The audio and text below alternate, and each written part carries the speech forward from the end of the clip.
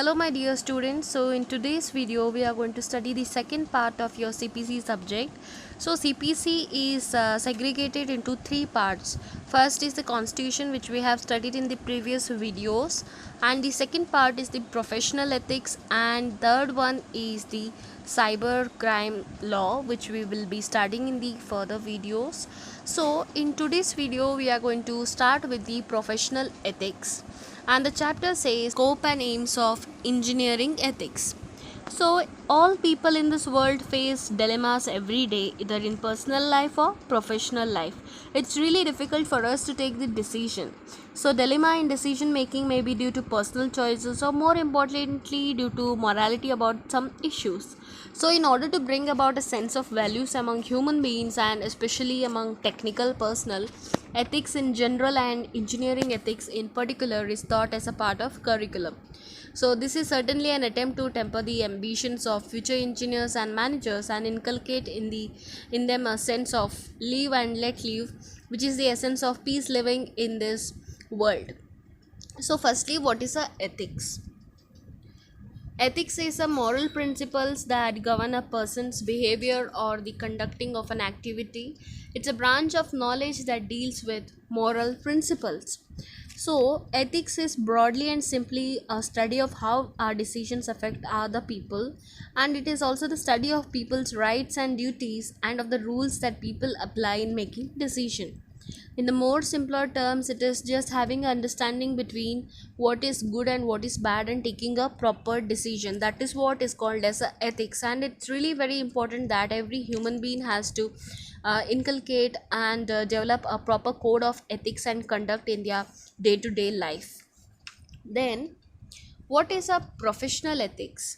So in this video, the ethics which is related to the different disciplines have been explained. So the first comes is the professional ethics. Now, professional ethics encompass the personal and corporate standards of behavior expected by professionals. The word professionalism originally applied to vows of religious order.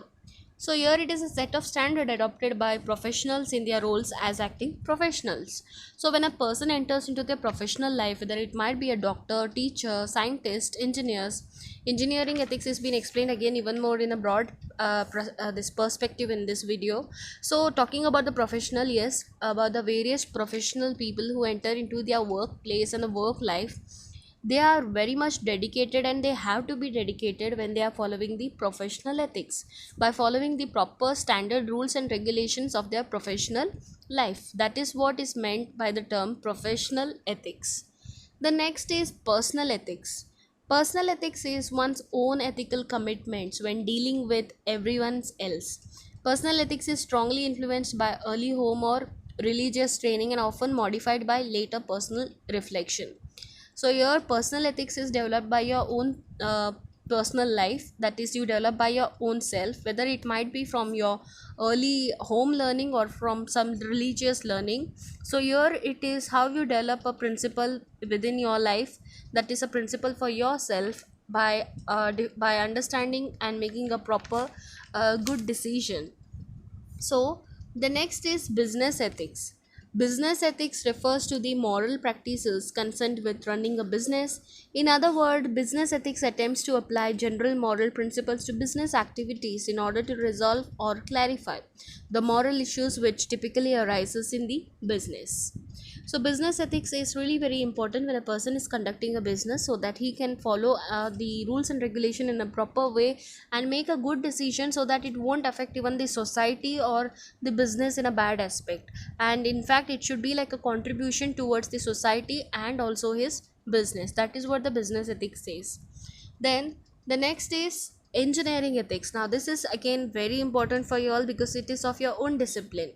So engineering, as says, it is the study of decisions, policies and values that are normally desirable in engineering practice and research.